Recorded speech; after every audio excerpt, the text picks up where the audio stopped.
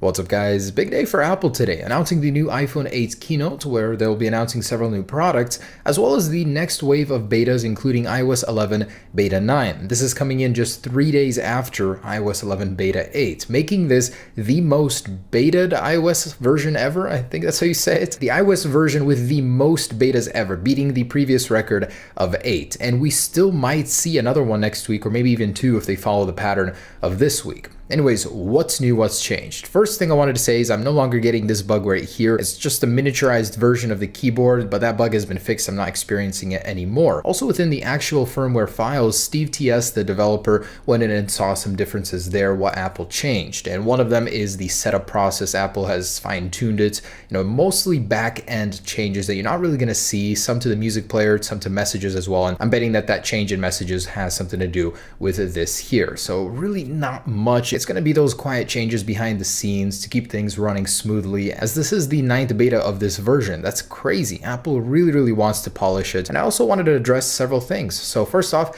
is the 3D Touch lag fixed? I actually encountered on several devices. Many people reported it too. And it seems to be working pretty good. I'm not really getting a stickiness this time around. So I'd say it's working very well. Nothing to say bad about that in this version. I also wanted to share something very interesting. So a lot of people have been experiencing bugs on the last version of Beta 8 that represent seemingly iPhone 8 features that have somehow popped up on this version of iOS 11. And this isn't the first time it's happened. Remember the function bar, a home button, apparently that happened to some people. There have been several instances of iPhone 8 features happening on other devices. Anyways, the latest one here, this is probably a bug where the phone got stuck in landscape on Siri and never shifted the time, but as you can see, the time is moved to the left, as it was reported in recent rumors that the time is going to appear on the left side of the status bar on the iPhone 8. Kind of interesting about that.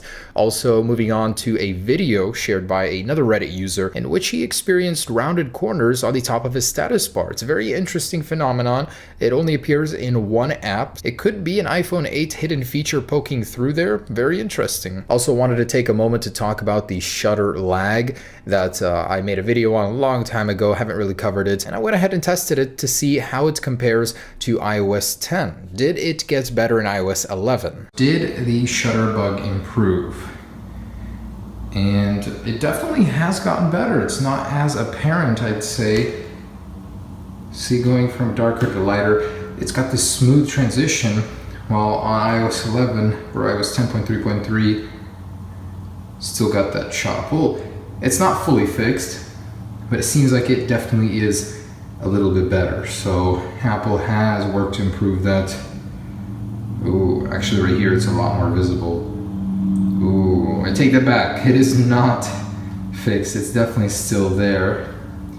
If anything, just as bad as it was before, huh? All right, and last thing I wanted to do is give you a quick performance benchmark. And by the way, this is a bug I've had for the longest time where for some reason apps just get stuck, don't download fully, fail before they finish downloading. It's really annoying. Apple still hasn't fixed that one. But in any case, I wanted to give you guys a performance benchmark against Beta 8 and iOS 10. All right, so this is Beta 9, this is Beta 8. We've got 5975 versus 5962.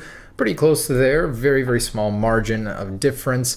And here is versus iOS 10.3.2, also very similar. So the change is definitely not reflected here. It's no secret that iOS 10 is still more fluid, it feels more natural, but throughout the first updates to iOS 11, we're most likely going to get that feeling back. Anyways, guys, there it is, iOS 11 Beta 9. Nothing really big to report. Again, we're probably gonna be seeing nothing but bug fixes from here on out. Maybe expect 1 to 2 more betas before the final GM, or maybe we'll just see the GM next week, who knows? Stay tuned.